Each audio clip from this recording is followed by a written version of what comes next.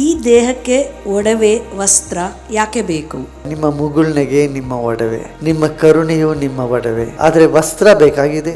ಆಧ್ಯಾತ್ಮಿಕತೆ ನಿರಂತರವಾಗಿ ರೂಢಿಸಿಕೊಂಡು ಹೋಗಬೇಕಾ? ದಿನ ಹಲ್ಲು ಉಜ್ತೀರಾ, ಸ್ನಾನ ಮಾಡ್ತೀರಾ, ಊಟ ಮಾಡ್ತೀರಾ? ಮಾಡಲ್ಲ. ಹಾಗೆ ಸ್ವಲ್ಪ ಹೊತ್ತು ಕೂತ್ಕೊಂಡು ಧ್ಯಾನ ಮಾಡಿ.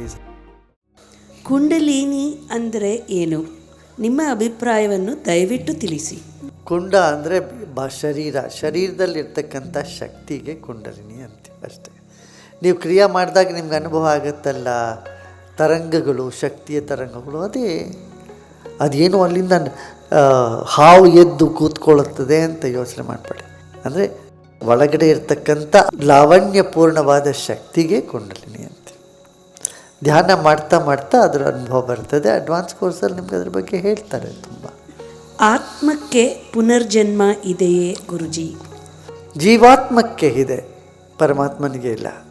ಆಧ್ಯಾತ್ಮಿಕತೆ ನಿರಂತರವಾಗಿ ರೂಢಿಸಿಕೊಂಡು ಹೋಗಬೇಕಾ ಅಥವಾ ವರ್ಷದಲ್ಲಿ ಸ್ವಲ್ಪ ದಿನ ಆಧ್ಯಾತ್ಮಿಕತೆಯ ಕಡೆಗೆ ಹೋದರೆ ಸಾಕಾ? ಆಧ್ಯಾತ್ಮಿಕತೆಯನ್ನು ಪ್ರತಿದಿನ ಹೇಗೆ ರೂಢಿಸಿಕೊಂಡು ದಿನ ನೀವು ಧ್ಯಾನ ಮಾಡಿಪ್ಪ.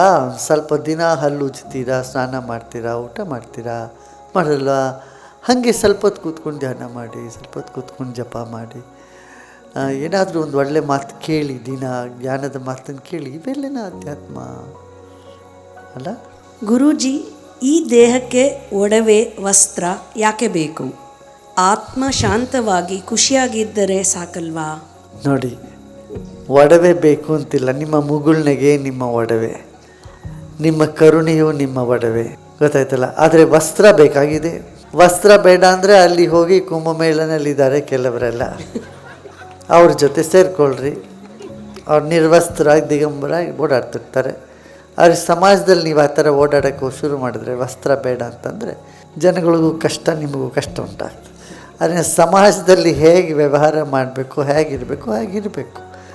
ಚಿಕ್ಕದಾಗಿ ಬೀಚಲ್ಲಿ ಹೋಗೋ ಥರ ಡ್ರೆಸ್ ಮಾಡಿಕೊಂಡು ನೀವು ಆಫೀಸ್ಗೋ ದೇವಸ್ಥಾನಕ್ಕೂ ಹೋದರೆ ಬಿಡ್ತಾರೆ ನಿಮ್ಮನ್ನು?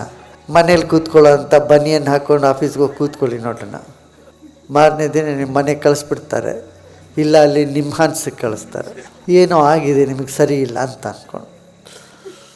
ಅದಕ್ಕೆ ಎಲ್ಲರೊಳು ಒಂದಾಗು ಮಂಕುತಿಮ್ಮ ಅಂತ ಹೇಳಿದ್ದಾರೆ ನೋಡಿ ಡಿ ವಿ ಜಿಯವರು. ಹಾಗೆ ಎಲ್ಲರೂ ಹೇಗಿದ್ದಾರೋ ಹಾಗೆ ನಡ್ಕೋಬೇಕು.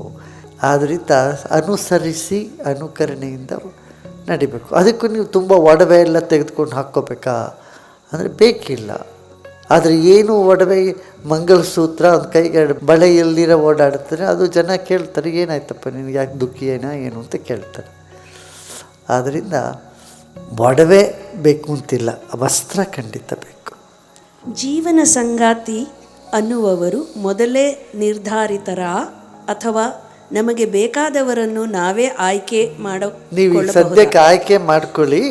ಆಯ್ಕೆ ಮಾಡ್ಕೊಂಡ್ಮೇಲೆ ಆಮೇಲೆ ತಂದ್ಕೋಬೋದು ಇದು ಮೊದಲೇ ನಿರ್ಧಾರ ಆಗಿದೆ ಅಂತ. ಸ್ವಲ್ಪ ಹೆಚ್ಚು ಕಮ್ಮಿ ಆದಾಗ ಎಲ್ಲ ಮೊದಲೇ ನಿರ್ಧಾರ ಆಗಿದೆ ಅಂತ ಅಂದ್ಕೊಳ್ಳಿ. ಈಗಂತೂ ನಿಮ್ಮ ಮನಸ್ಸು ಹೆಂಗಾಗ್ತದೋ ಹಂಗೆ ಆಯ್ಕೆ ಮಾಡ್ಕೊಳ್ಳಿ. ಏನು ಯೋಚನೆ ಮಾಡಬೇಡಿ, ನೀವು ಆಯ್ಕೆ ಮಾಡ್ಕೊಳ್ಳಿ, ನಾವು ಆಶೀರ್ವಾದ ಕೊಡ್ತೀವಿ. ಗೊತ್ತಾಯ್ತಲ್ಲ?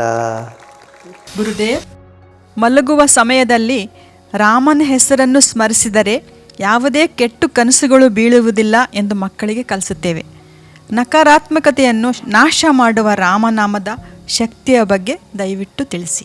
ಯಾವುದೇ ಒಂದು ಮಂತ್ರವನ್ನು ನಾವು ಸಮ್ಮಾನಿಸಿ ಅದನ್ನು ಭಾವನೆಯಲ್ಲಿ ಇಡ್ತೀವೋ ಅದರಿಂದ ಅದು ಹಾಗೇ ಆಗುತ್ತೆ. ಕೆಲವರು ರಾಮನಾಮ, ಕೆಲವರು ಓಂ ನಮಃ ಶಿವಾಯ ಅಂತಾರೆ, ಕೆಲವರು ಜೈ ಶ್ರೀಕೃಷ್ಣ ಅಂತಾರೆ.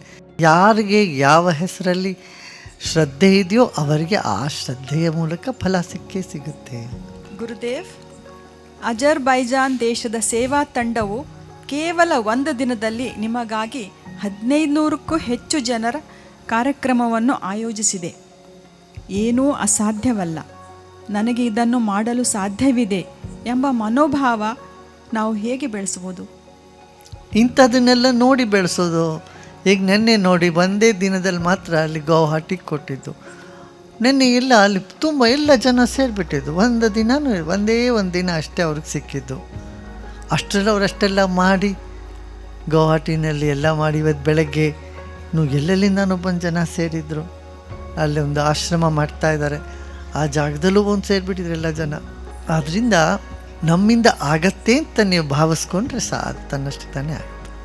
ಗುರುದೇವ್, ನನ್ನ ಸ್ವಭಾವ ತುಂಬ ಸೂಕ್ಷ್ಮವಾಗಿದೆ. ನಾನು ಎಲ್ಲವನ್ನು ತುಂಬ ಆಳವಾಗಿ ಮನಸ್ಸಿಗೆ ತೆಗೆದುಕೊಳ್ಳುತ್ತೇನೆ ಮತ್ತು ಅದರಿಂದ ತುಂಬ ನೋವು ಪಡುತ್ತೇನೆ. ಈ ಸೂಕ್ಷ್ಮತೆಯನ್ನು ಹೇಗೆ ನಿಭಾಯಿಸ್ಬೋದು? ಇದು ಈ ಥರ ನಾನು ಮಾಡ್ತಿದ್ದೀನಿ ಅಂತ ತಿಳ್ಕೊಂಡತ್ತ ಕೂಡಲೇ ಅದರಿಂದ ಹೊರಗೆ ಬಂದಂಗೆ ಆಯಿತು ಅಂತ ಅನ್ಕೋ. ಅಷ್ಟೇ, ಹೊರಗಡೆ ಬಂದೇ ಬಿಡಬೇಕು ಅಷ್ಟೇ, ಏನು ಮಾಡೋಕ್ಕಾಗಲ್ಲ. ಗೊತ್ತಾಯ್ತಲ್ಲ? ಸಮಯದಿಂದ, ಅನುಭವದಿಂದ ನಾವು ಇದೆಲ್ಲದರಿಂದ ಹೊರಗೆ ಬರ್ಬೋದು.